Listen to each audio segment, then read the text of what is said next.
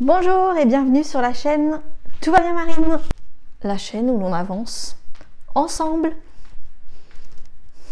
C'est ça d'accepter de réaliser des défis. N'importe quoi. Même Momo il se dit n'importe quoi. Dis-moi ton prénom et je te dirai qui tu es. Dis-moi ton prénom et je te dirai qui tu es. Oui, dis-moi là en dessous, quel est ton prénom? Et peut-être que j'aurai des petits indices à te donner.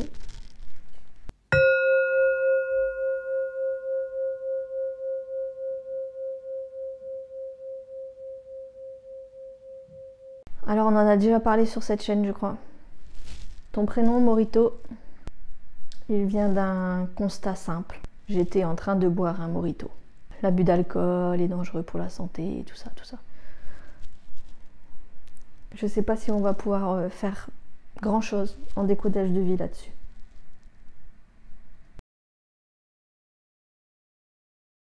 Alors aujourd'hui, je voulais vous proposer une vidéo sur le prénom.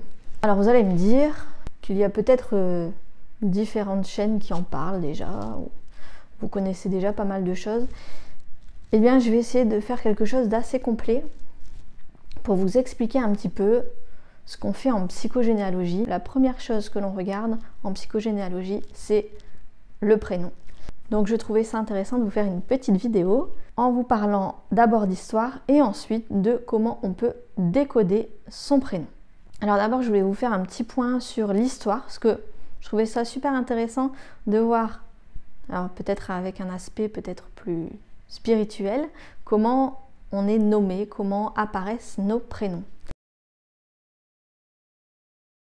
Alors, si vous regardez en France, nous avons 3 jours pour déclarer un prénom, un enfant. Déclarer, voilà, tel enfant est né et voici son prénom. Et il faut savoir que depuis 1993 seulement, on peut inventer le prénom que l'on veut, alors bon, sous certaines conditions, voilà. Mais on peut inventer, faire différentes orthographes.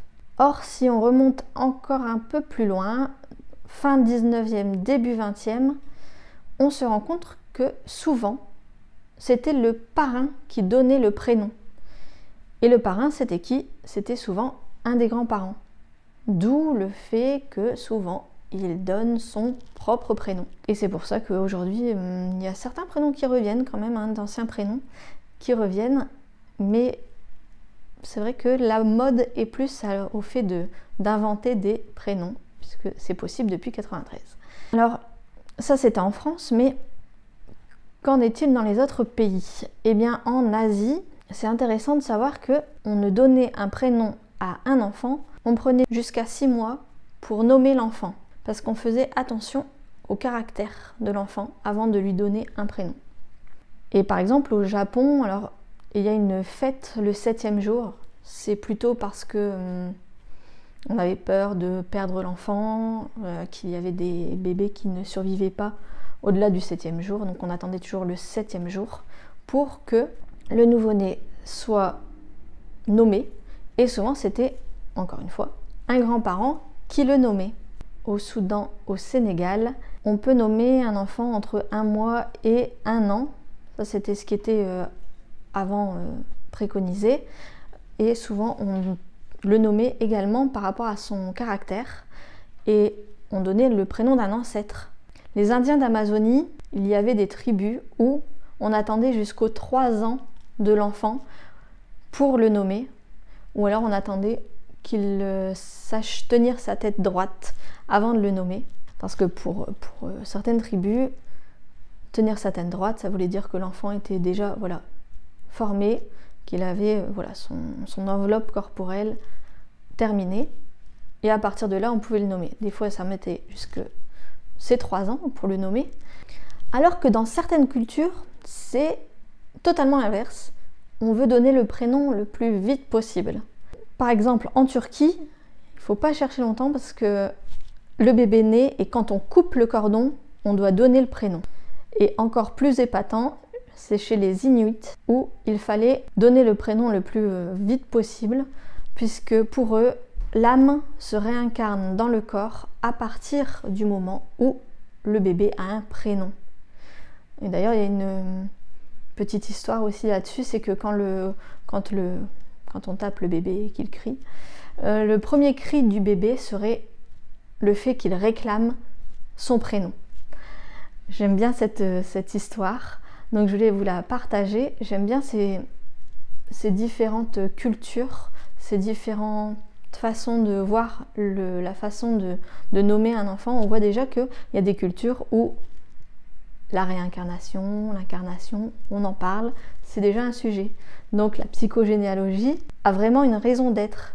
Après, dans certaines religions, certaines cultures, j'ai vu aussi que il était vraiment interdit de prononcer le prénom de l'enfant avant une fête, une certaine fête donnée. Alors bon, je vous l'ai dit pour le Japon, le 7e jour, mais par exemple, ça va être la circoncision ou le baptême qui vont faire que on peut nommer l'enfant. Avant, on va essayer de ne pas trop le prononcer ou le murmurer. Donc c'est vraiment des choses qui sont intéressantes. J'espère que ça vous a aussi plu que moi. Après, il faut faire aussi attention, dans certaines cultures, il y a un deuxième prénom, un troisième prénom. Voilà, quand j'ai quelqu'un qui se présente à moi et qui me dit « mon fils s'appelle comme mon grand-père parce que ci, parce que là », il faut aussi prendre note de la culture de la personne qui vient vous voir, puisque, en effet, dans certaines cultures, c'est vraiment prédéterminé. L'enfant aura en deuxième prénom le prénom de l'arrière-grand-père. Donc voilà, c'est vraiment des choses... Je vous parle de différents pays, différentes cultures, parce que ça va vraiment être des pistes à explorer en psychogénéalogie qui vont être très importantes. Alors, comment on fait en psychogénéalogie pour regarder un peu plus le prénom?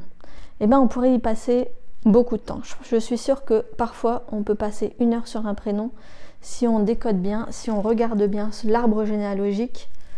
Juste avec le prénom, on peut déjà faire des liens, on peut déjà regarder un peu. Il y a des choses qui nous paraissent évidentes, il y a des petites intuitions, des petites choses qui nous viennent comme ça.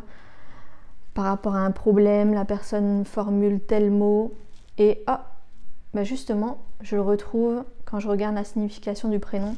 Donc vraiment, c'est vraiment une question d'intuition. Quand on est en accompagnement, ça ne se fait pas uniquement, voilà, tel prénom, voilà, ça veut dire ça, point, et telle personne sera comme ça. Quand on regarde les annuaires Femmes Actuelles ou je ne sais quel magazine qui cite les prénoms et qui donne vraiment, voilà, un enfant nommé Marine sera généreux, gentil, et un enfant qui sera appelé Morito sera alcoolique. Et ça se vérifie. Voilà, déjà, une première chose qu'on peut demander, c'est la raison. C'est la première chose, souvent on passe à côté. Or, il y a des prénoms qui ne sont pas usuels, qu'on ne trouve pas partout. Et il est bon de demander la raison des parents. De savoir si en fait ils ont juste mis un E au prénom parce qu'ils voulaient un garçon, ils voulaient absolument une fille et du coup ils ont changé le prénom. Ça peut être, est-ce que parce qu'il y a un son qu'ils les aimaient bien? Est-ce qu'ils étaient passionnés d'une star? On voit beaucoup de Laura à une certaine date. Et de David, par exemple, si vous voyez à quel chanteur je veux faire allusion. Il y a des parents qui veulent écrire différemment un prénom ou voilà, quelque chose de très exotique parce qu'ils veulent vraiment se différencier. Je pense aussi, par exemple, à ma maman qui s'appelle Nathalie. Pourquoi ? Parce qu'il y avait une chanson à cette époque qui s'appelait Nathalie, mon guide. C'est quelque chose d'intéressant à aller voir justement. Alors, je vais essayer d'aller un peu plus vite sur les autres choses qu'on regarde. Je pense que ça pourrait faire l'objet vraiment d'un module de formation un jour, parce que c'est vraiment des choses à découvrir et que je trouve au fur et à mesure. Il y a tout ce qui est les fêtes, tout ce qui est saint, c'est quel jour, etc. La mythologie, les dieux, à quel saint on peut se référer. Par exemple, Sainte Lucie, on se réfère à Sainte Lucie pour les yeux. Donc, est-ce qu'il y a quelque chose dans l'arbre? Voilà, c'est un exemple. Mais voilà, tous les prénoms, Moïse, Noé, Thor, Hercule, ce sont des prénoms quand même assez connotés. Il y a aussi tout ce qui est étymologie, tout ce qui est dérivé. On entend par exemple le prénom Jeanne, qui revient à la mode, je crois. C'est un dérivé du prénom Jean, masculin, mais qui a donné aussi beaucoup d'autres prénoms. Quand vous regardez, il y a Johan, Joanne, donc il y a beaucoup de prénoms dérivés. Et puis il y a tout ce qui est suffixe, préfixe. On a les in, ça veut dire dedans. Il y a les et, qui sont un petit peut-être. Les sonorités comme le O, Mario, bon, bah on voit que c'est un peu espagnol peut-être. Les A, Gabriella, c'est peut-être plus d'origine italienne. Voilà, il y a des sons, des choses. Même quand on n'a pas tout l'arbre généalogique, des fois on peut déjà voir qu'est-ce qui s'est passé dans cette famille avec juste des prénoms. Et puis je vous invite aussi à faire attention à la prononciation. Alors par exemple, Éléonore, El-Honor, Nathalie, la naissance qui lie, Natal, lié. Ma maman est par exemple la première enfant de mes grands-parents et elle s'appelle Nathalie. Après on peut faire aussi des jeux sur les prénoms. Vous avez des anagrammes par exemple qui se font, ou voilà, avec les sons on peut regarder par exemple Jean, vous avez le mot ange, mais vous avez aussi, on peut dire géant. Vous voyez, il y a différents sens de lecture. Marie, eh bien il y a le mot aimer dedans. Donc vraiment je vous invite à prendre uniquement ce qui vous parle, ce qui vous vient, et vous poser la question du fait de changer de prénom.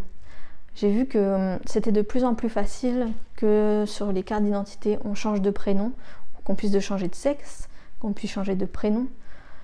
Donc voilà, attention, un prénom, souvent ça a une histoire, ça a un passé. Le changer, ça peut vous aider ou pas du tout, parce qu'on se sent facilement déraciné quand on change de prénom, qu'on prend une autre tournure dans notre arbre généalogique. Je reviens sur l'histoire, mais souvent deuxième prénom, troisième prénom en France, ce sont des prénoms des grands-parents qu'on veut donner et transmettre. Il y a vraiment quelque chose d'important, une transmission, quelque chose de sacré. La psychogénéalogie, je vous rappelle, j'avais fait une vidéo dessus, donc si vous voulez aller voir, c'est toujours hyper intéressant. Mais oui, on fait très attention au prénom, au deuxième prénom, au troisième prénom, et même au surnom, et même au nom de famille, dans la psychogénéalogie. On se transmet des fardeaux, on se transmet des aptitudes aussi, on se transmet des choses à guérir. Ce sont des pistes, des choses qui nous relient dans notre famille, dans notre arbre. Voilà, on a des racines, on doit y faire attention pour bien pousser. Toujours la référence, vous le savez, ici c'est l'arbre.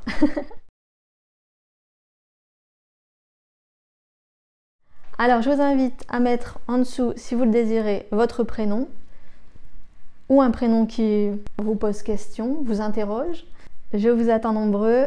N'hésitez pas à partager la vidéo si vous pensez que ça peut intéresser quelqu'un d'autre.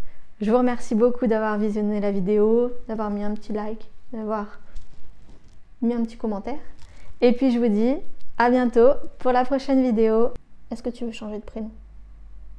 Genre on ne sait pas si c'était une fille ou un garçon. Morito! Plein de bisous!